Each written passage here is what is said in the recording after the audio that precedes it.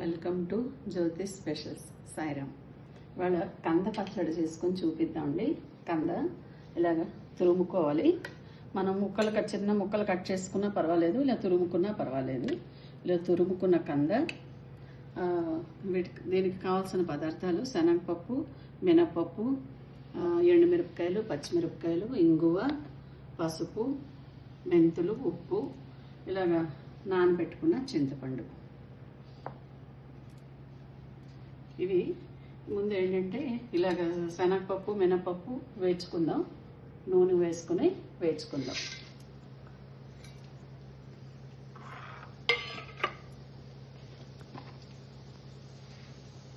మెంతులు కూడా వేయించుకుందాం. ఇందులోనే శనగపప్పు, మినపప్పు, మెంతులు.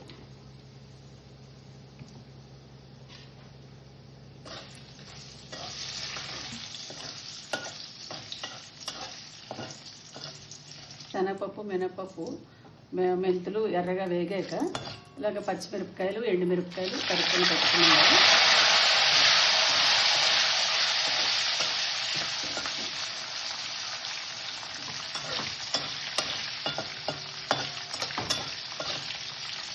ఇలా వేయించుకుందాం.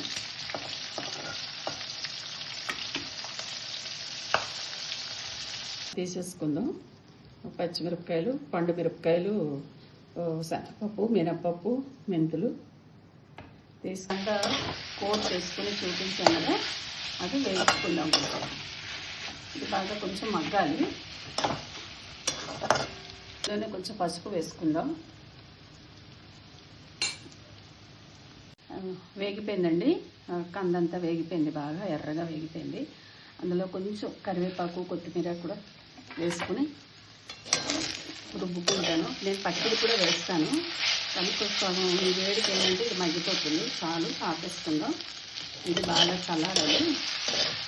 చల్లారాక గ్రైండ్ చేసుకుందాం. చింతపండు కూడా గుజ్జు పెట్టాం కదా, చింతపండు నానబెట్టి ఈ చింతపండు రసం తీసుకుని ఇప్పుడు దీని పులుసు తీసి అందులో వేసుకుని మిక్సీ చేసుకుందాం.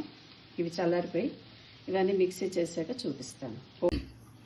ఇందాకలో పండు మిరపకాయలు, మెంతులు అన్నీ వేయించి పెట్టుకున్నాం కదా, అది ముందు దాన్ని మిక్సీ చేసేయాలి.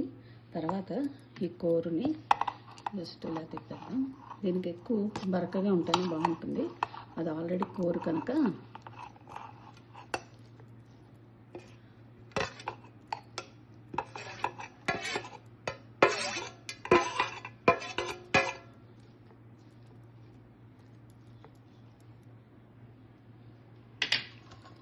కొత్తిమీర,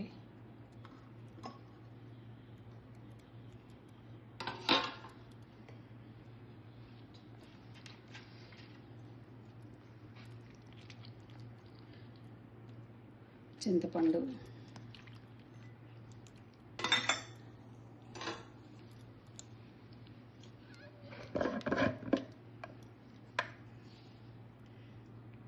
దీనికి సరిపడా ఉప్పు,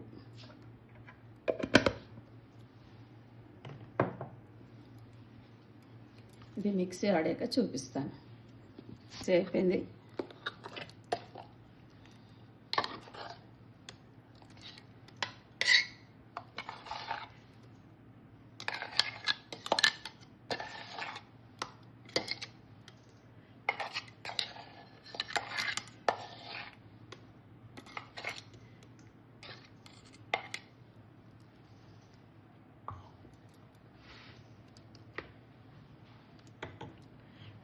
కంద పచ్చడి అయింది.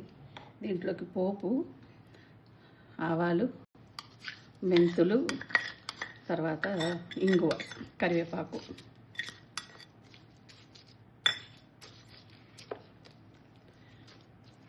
ఇందులో ఇష్టమైన వాళ్ళు కొంచెం బెల్లం వేసుకోవచ్చు. నేను వేయనండి.